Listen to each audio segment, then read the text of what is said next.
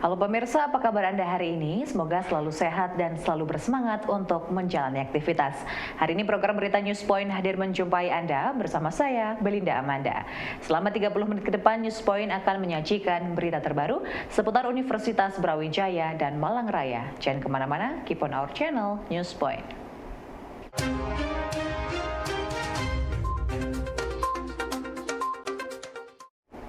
Pemirsa, kinerja ekspor minyak bumi dan gas Jawa Timur ke luar negeri mengalami kenaikan 2 digit hingga mencapai 16,54% pada Maret 2023. Total nilai ekspor migas mencapai 90,98 juta dolar Amerika. Ahli Madya Badan Pusat Statistik Jawa Timur, Umar Syarifuddin, menjelaskan kenaikan tersebut dilihat dari kinerja ekspor bulan sebelumnya atau month to month. Secara tahunan atau year on year, kinerja ekspor migas juga mengalami kenaikan sebesar 18,03%. Memasuki kuartal pertama tahun 2023, kinerja ekspor Jawa Timur masih menjanjikan untuk menopang pertumbuhan ekonomi. Berdasarkan data yang dirilis oleh Badan Pusat Statistik pada bulan Maret, ekspor minyak bumi dan gas mengalami kenaikan sebesar 16,54% jika dibandingkan dengan bulan sebelumnya. Secara tahunan, kinerja ekspor migas Jatim juga mengalami kenaikan sebesar 18,03% jika dibandingkan dengan bulan yang sama tahun 2022. Total nilai ekspor migas pada bulan Maret 2023 mencapai 90,98 juta dolar Amerika. Ekspor migas dan non-migas Jawa Timur diharapkan terus membaik sehingga mampu menjadi penopang pertumbuhan ekonomi Jawa Timur pada tahun 2023. Sektor non-migas masih mendominasi nilai ekspor Jawa Timur hingga bulan Maret tahun ini.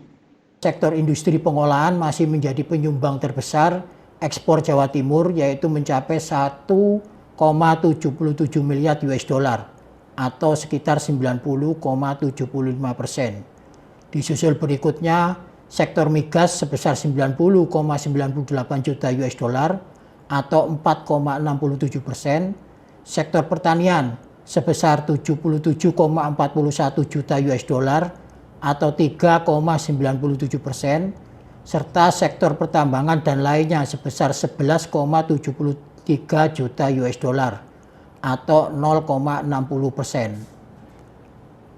Ekspor sektor migas mengalami peningkatan secara month-to-month.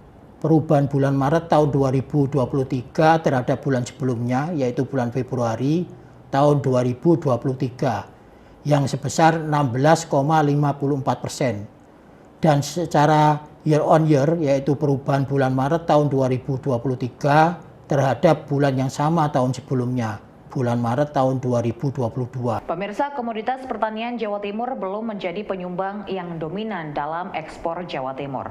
Hal ini terlihat dari data yang dirilis pada bulan Maret oleh BPS Jawa Timur yang memperlihatkan kontribusi ekspor hasil pertanian baru menyumbang 77,41 juta dolar Amerika.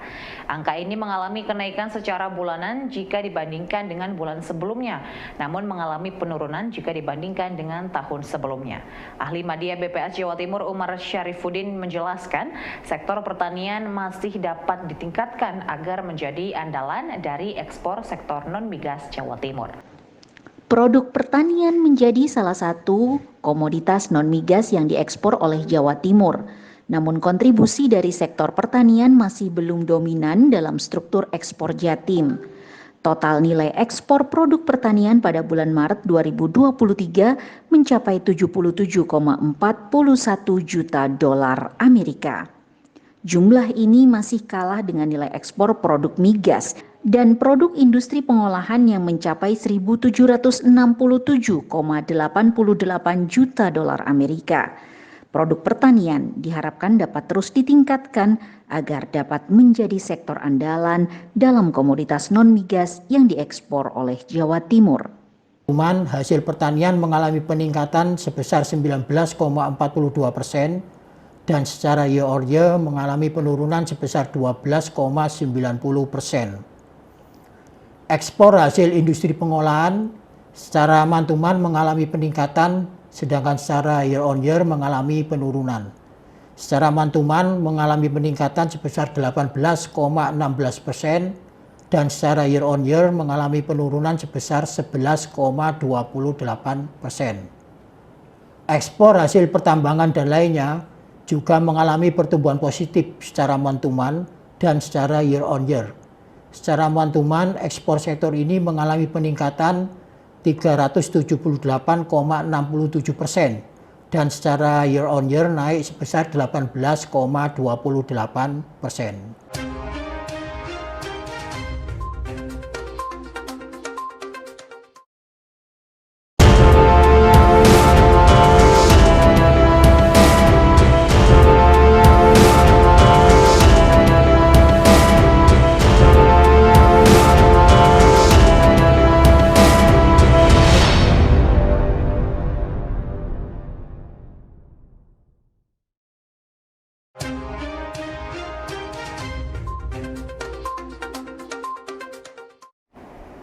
Pemirsa, negara kawasan Asia dan Amerika menjadi sasaran favorit ekspor berbagai komoditas Jawa Timur.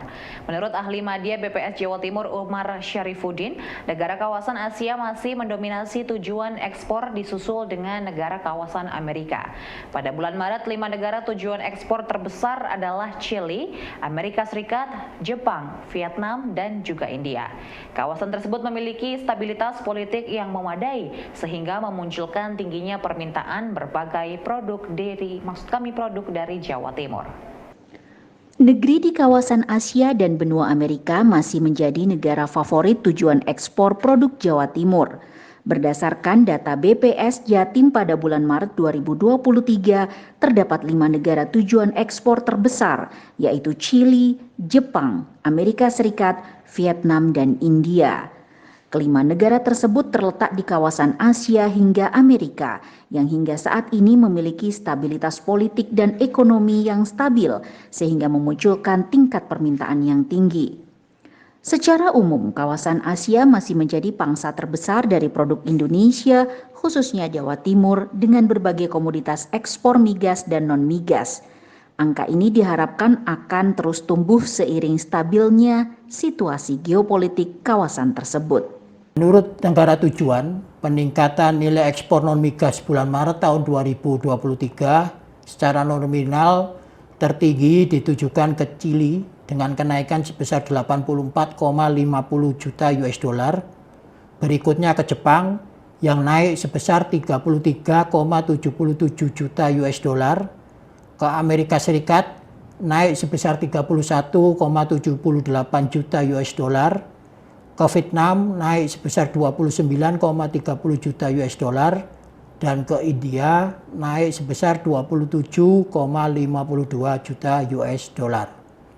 Pemirsa, pergerakan indeks harga saham gabungan atau IHSG setelah libur Hari Raya Idul Fitri diperkirakan belum meningkat secara signifikan. Namun menurut pengamat pasar modal UB Noval Adib, terdapat sentimen positif yang terjadi pada bulan ini, yakni penundaan kenaikan suku bunga oleh Bank Sentral. Kebijakan ini umumnya akan direspon positif oleh investor yang dapat menjadi penggerak IHSG.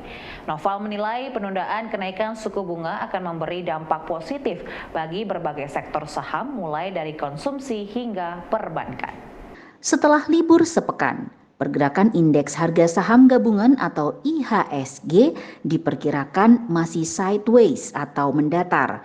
Secara umum pada bulan Mei indeks akan bergerak menurun, namun terdapat beberapa sentimen positif yang diyakini mampu menggerakkan indeks. Sentimen positif tersebut diantaranya adalah penundaan kenaikan suku bunga oleh Bank Sentral yang akan direspon positif oleh investor. Kenaikan dan penurunan suku bunga yang akan memberikan dampak pada berbagai sektor seperti perbankan, properti, hingga konsumsi. Namun secara teknikal pada bulan Mei terdapat emiten yang mampu memberikan keuntungan bagi investor dengan dividen maupun kenaikan harga secara teknikal. Ya dulu sudah pernah saya katakan bahwa memang untuk memasuki bulan Mei itu memang biasanya ada pasar itu akan turun begitu ya. Itu memang sebuah anomali kalender yang hampir tiap tahun terjadi begitu ya. Namun demikian ya kita sebagai investor maupun trader ya tetap. Pemirsa, emiten sektor konsumsi dan perbankan diperkirakan akan terus tumbuh setelah perayaan Hari Raya Idul Fitri tahun 2023. Kedua sektor tersebut memiliki pertumbuhan yang bagus dan dapat berlangsung sepanjang tahun. Hal ini menjadikan kedua sektor tersebut menjadi salah satu rekomendasi dari pengamat pasar modal UB, Noval Adib, untuk investasi pasca libur Idul Fitri. Noval beralasan dengan jumlah penduduk yang besar, maka sektor konsumsi akan terus tumbuh sepanjang tahun. Sedangkan perbankan juga akan mendapatkan dampak dari aktivitas konsumsi seiring dengan meningkatnya literasi keuangan dan penggunaan produk perbankan dalam transaksi sehari-hari. Perayaan Idul Fitri yang berjalan lancar menggerakkan ekonomi masyarakat dalam jumlah besar. Hal ini berdampak pada peningkatan aktivitas ekonomi masyarakat secara langsung dengan perantara jasa dan produk perbankan. Hal ini terlihat dari ramainya sektor konsumsi seperti pusat perbelanjaan, minimarket, kafe resto sebagai media sektor konsumsi. Selain itu, aktivitas ini juga memberikan dampak kepada meningkatnya penggunaan transaksi keuangan melalui produk dan jasa perbankan. Kedua sektor tersebut yang diyakini akan tetap tumbuh selepas Idul Fitri dan memberikan dampak positif bagi pergerakan IHSG. Yang masih memberi peluang itu kalau saya melihat ya sektor konsumsi begitu ya.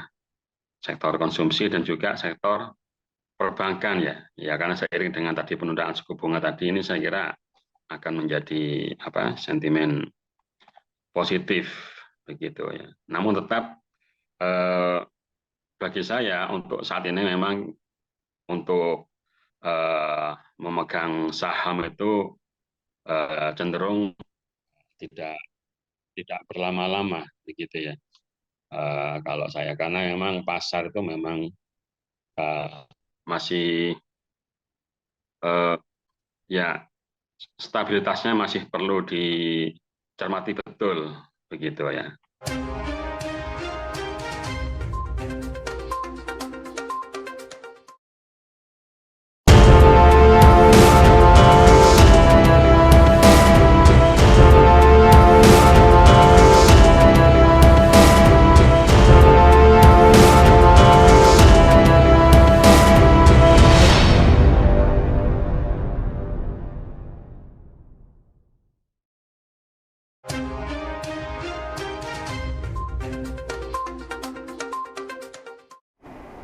Pemirsa, puncak arus mudik dan balik yang melewati perempatan Karanglo Malang sudah terlewati. Hal ini dijelaskan oleh Ibda Dani Kanit, Residen Polres Malang, kepada tim liputan arus mudik UBTV.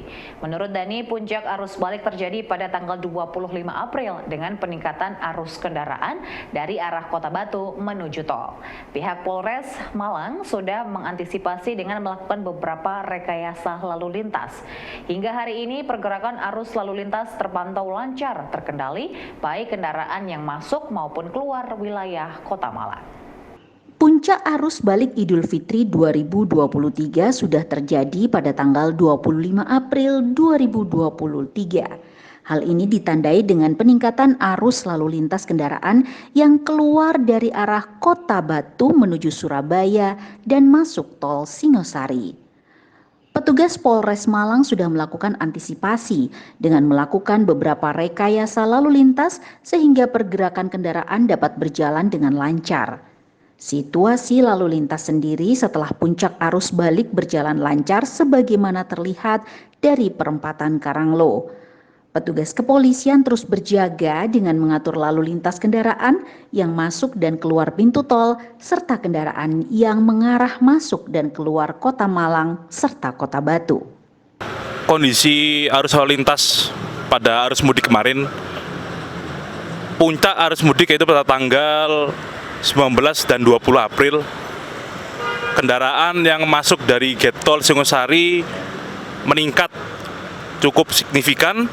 Namun alhamdulillah kita bisa memecah kemacetan dengan melakukan berbagai rekayasa lalu lintas.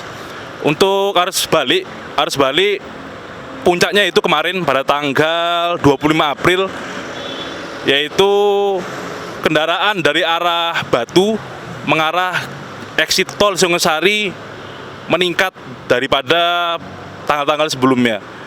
Alhamdulillah pada hari ini jumlah kendaraan yang dari arah Batu menuju exit tol Singosari sudah berkurang. Jadi kemungkinan untuk hari ini arus lalu lintas tidak terlalu padat seperti pada hari kemarin. Pemirsa, masa arus balik Lebaran menjelang batas akhir Idul Fitri kini semakin melandai. Tidak hanya kendaraan roda 4 di jalan tol ataupun ruas utama jalur Pantura, moda transportasi kereta api pun cenderung mengalami penurunan hingga saat ini. Tercatat 214.968 penumpang menggunakan moda kereta api di tanggal 24 April 2023. Penurunan jumlah penumpang moda transportasi kereta api secara signifikan terus terjadi. Pada tanggal 25 tercatat penurunan okupansi hingga 108% atau hanya sejumlah 185.432. Dan hingga berita ini diturunkan, penurunan juga terus terjadi. 26 April 2023 ini tercatat mengalami penurunan okupansi sebesar 149.233 atau sejumlah 87% dibandingkan hari kemarin. Kereta api Airlangga menjadi kereta api dengan okupansi tertinggi untuk kelas PSO atau kereta subsidi. Kereta api Airlangga mengangkut sejumlah 56.009 penumpang di masa angkutan Lebaran ini. Dan untuk kereta komersial, kereta api Argo Cirebon menjadi kereta tertinggi okupansinya mencapai 23.641 penumpang. Pemirsa, untuk mengurai kepadatan lalu lintas selama masa arus mudik dan balik, Polres Malang melakukan beberapa rekayasa lalu lintas dengan menata pertigaan dan perempatan yang ada. Menurut Kanit Residen Polres Malang, Ibda Dani, pihak Polres memasang barier di Masjid Kembar Kepuharjo dan perempatan Ngijo untuk mencegah crossing kendaraan yang dapat menyebabkan kemacetan. Dengan barier tersebut, maka kendaraan dapat melaju tanpa terganggu adanya pengendara yang melintas. Rekayasa tersebut dapat mengurai kemacetan hingga arah kendaraan yang mengarah ke Kota Batu atau sebaliknya dapat lebih lancar. Padatnya arus kendaraan yang melintas dan masuk serta keluar dari Kota Batu dari exit tol selama arus mudik dan balik menjadi perhatian petugas Polres Malang. Hal ini dikarenakan pada jalur tersebut terdapat pertigaan dan perempatan yang berpotensi mengakibatkan kemacetan. Untuk itu, petugas sudah menggelar pos pengamanan di sekitar Enak Eco dan memasang pembatas pada pertigaan Masjid Kembar dan perempatan Ngijo.